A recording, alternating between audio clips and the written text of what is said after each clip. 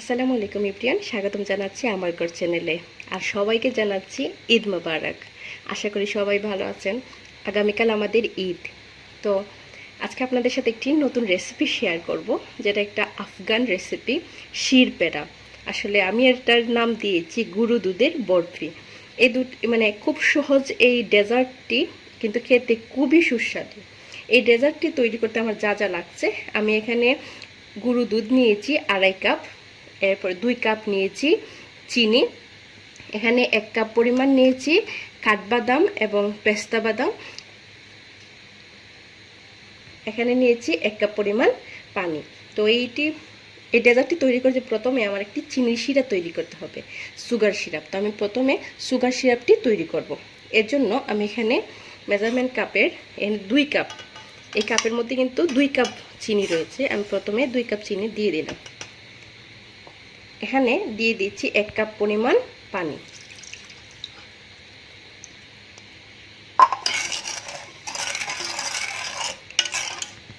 আমি ভালো করে মিক্সড করে এর মধ্যে দিয়ে দিব 1 চা চামচের মতো এলাচের গুঁড়ো,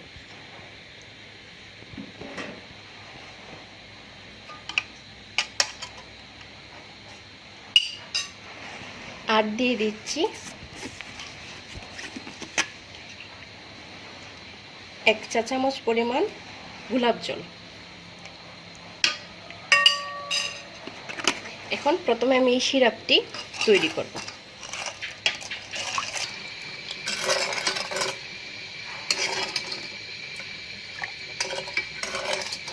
আমার সিরাপটি হওয়া পর্যন্ত আমি নেড়ে এক তারের শিরা তৈরি করব।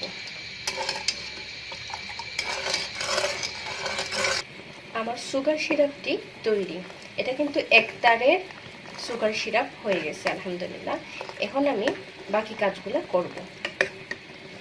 প্রথমে এখানে আমি একটি বাটি তৈরি করে রেখেছি। আমার আসলে ঘরে ফয়েল পেপার শেষ হয়ে গেছে।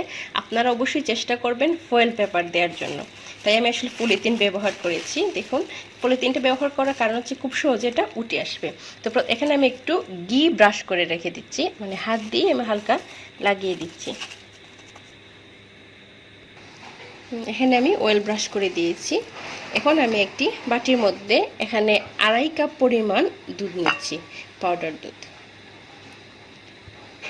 আর এখানে 1 কাপ পরিমাণ বাদাম কুচি দিয়ে দিচ্ছি। আমি কিছু অল্প রেখে দিব, যাতে করে আমি একটু ডিজাইন করতে পারি উপরে। একটু ভালো করে আমি মিক্সড করে দিচ্ছি। তারপর আমি এর মধ্যে আমার সুগার সিরাপটা ঢেলে দিব।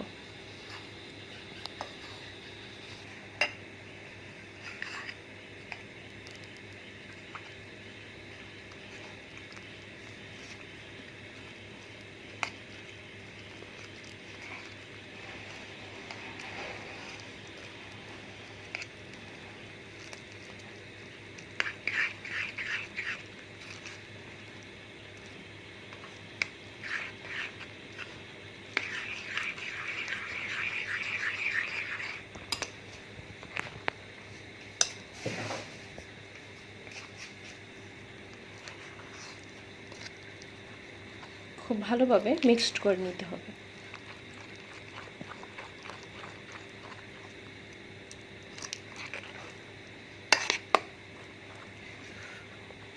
আমার মিক্সড করা শেষ। এখন আমি আমার পাত্রের মধ্যে ঢেলে দিব।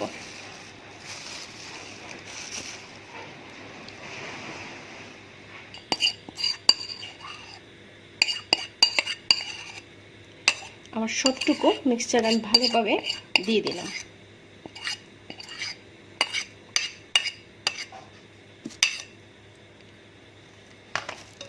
কর্নারগুলো একটু মিলিয়ে দিচ্ছি সুন্দর করে।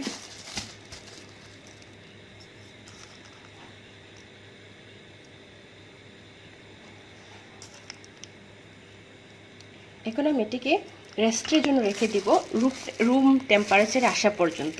এরপর কয়েক ঘন্টার জন্য, 4 থেকে 5 ঘন্টার জন্য রেখে দিব ফ্রিজে। 4 ঘন্টা ফ্রিজে রাখার পর তৈরি হয়ে গেল আমার শির পেরা। এখন আমি এটি কেটে নিব।